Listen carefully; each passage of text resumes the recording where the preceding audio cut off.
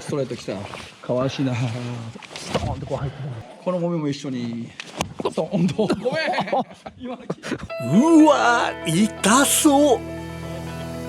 実はこれ空手の型にある山月の応用なんです。パライカそっちへでもこんなの本当に使えるんですか？かわしなストーンってこう入ってる格闘家で武術探求者の菊野勝則先生に聞いてみたら、なんと同じ技を使っていた。はいここから本社見えないですね今日は山月の解説をいろんなアングルから。そっちへ入ってくるんですねこれは本当殺しちゃうもうこれでも嫌ですね。嫌ですねもうすでにプレッシャーが出ます。中先生と菊野先生との交流、武術的な構えとは何か。さあ今日も黒帯ワールドでワクワクしちゃおう。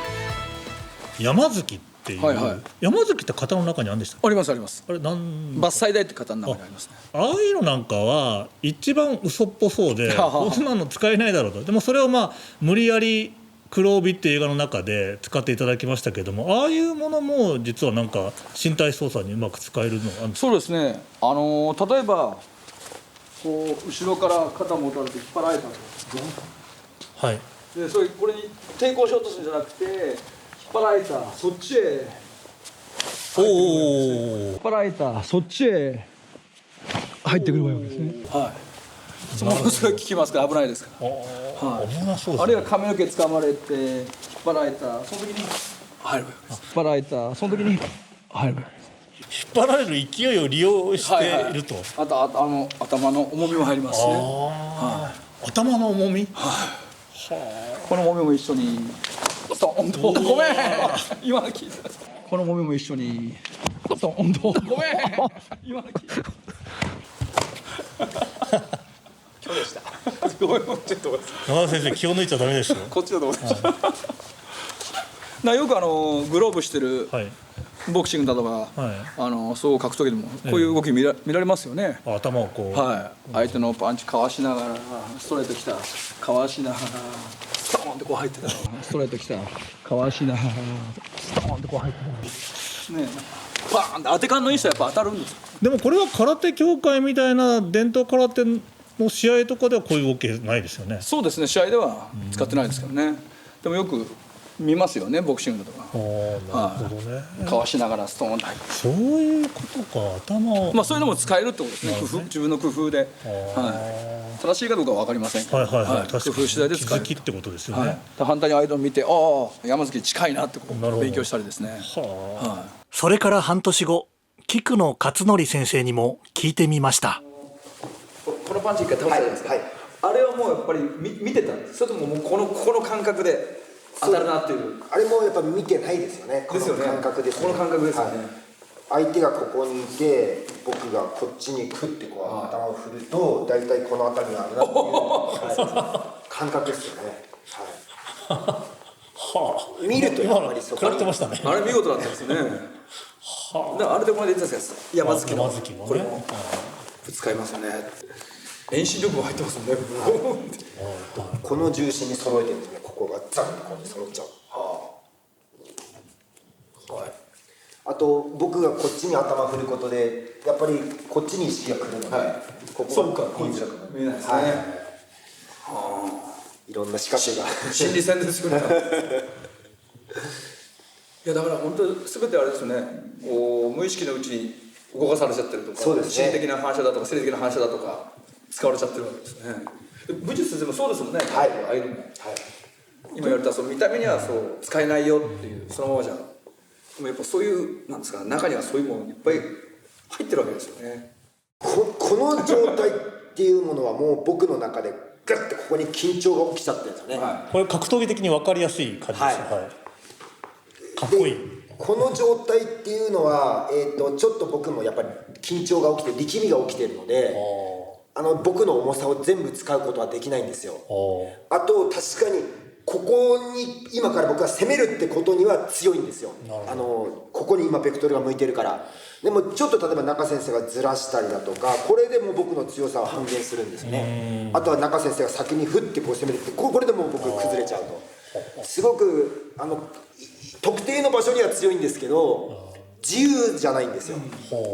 だからこれをもっと自由に振ってこう何でもできる状態作る。で力みがないから全身の重さが使いつながってる状態、でこの状態をふーっとこうやっていくと向こうはこうセンサーに引っかからないのでそうみんなやっぱ食らいますよ、やっぱこれ食らうなって感じですか。普通の幸運じゃないですよ。なんだろうっていう、そうですなんだろうっていうで受け入れちゃいますよ。こう例えば反応するじゃないですか、今のだったら受け入れちゃうんですよ。でここに来てからあっていう。面白い、なるほど。このリラックスした状態っていうのはまず体が一つになってるから強いんですね、で自由なんですよ、何でもできる状態。そして僕の情報を発信してないんですよ。やるぞっていう、こっちで打つぞこっちで打つぞっていう情報を発信してないから向こうのセンサーに引っかからない。だけど相手の情報は察知できるんですよ。この状態って相手の情報入ってきづらいんですよね。ふーってしてると相手が何してくるかも入ってくる。こっちはこうなってるんですね。それを楽にしながらこっちは発せずにっていう情報戦でも勝てる。だからパワーとかスピード量ができるんですよ。情報戦で勝たないと。それをだから実際できるのがすごいわけですね。逆にこれ中先生の方も情報を消すっていうのをちょっとやってみていただけますか。僕もこう構えたら分かるんです。いくぞっていう。これはパッとこうしちゃうと。もうこれでも嫌ですね。嫌ですよね。もうすでにプレッシャーが感じます。あって。そうなの？そうなのってですね、中先生がグッと構えた時にこれに対処すればいいんですよ。だから僕は分かりやすいんだよ。例えばワンツーとかちょっと選択肢がブワーって自由になったから何してくるか分かんないって状況で怖いってなっちゃう。分かりました。じゃあ今中先生はそう自由と。菊間先生も自由な感じで向かい合ってもらいます。もうそれ前やったこうよりもこういう方が嫌ですよね。そうですね。パッと構えるよりもスッとこう振られた方が。どっちの方がリラックスできるかっていう勝負なんですよね。俺さっきの雑談にしましたけど格闘技的には全く絵にならないですよ。ただ立ってる2人みたいな。でもなるほどね。話をこうやって聞いてくるとはあって。僕ら言うのは元気ですかってこうやってますから元気すごい受けられないって言いますけど、ご飯粒とかでもここに来られるご飯粒もっとですね、子供のご飯粒取ってあげる。すごいな。それを実際に試合でできるってことはすごいですよ。すごいでしょ。試合っていうのがまた厄介でルールがあるし、勝たなきゃいけないですよ。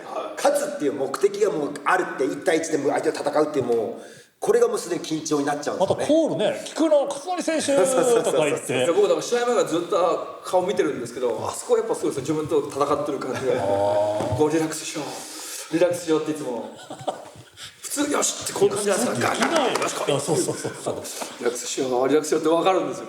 いや僕もこう入ってっちゃうんです一瞬。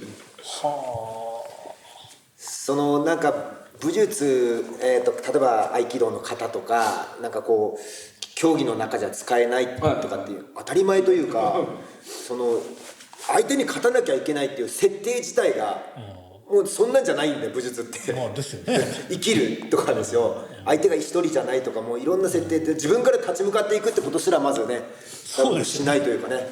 相手がこう来るからこう来れるこうやりやすいのであってお互いこうやったらやりにくいですよ。ほら前提が違います。前提が全く違うっていう、全然違いますよね。そうですね。その中で生かすために試行錯誤って感じでしたね。Everyone is a hero in 黒帯ワールド。黒帯ワールドでは誰もがヒーロー。もちろんあなたも。それではまた黒帯ワールドでお会いしましょう。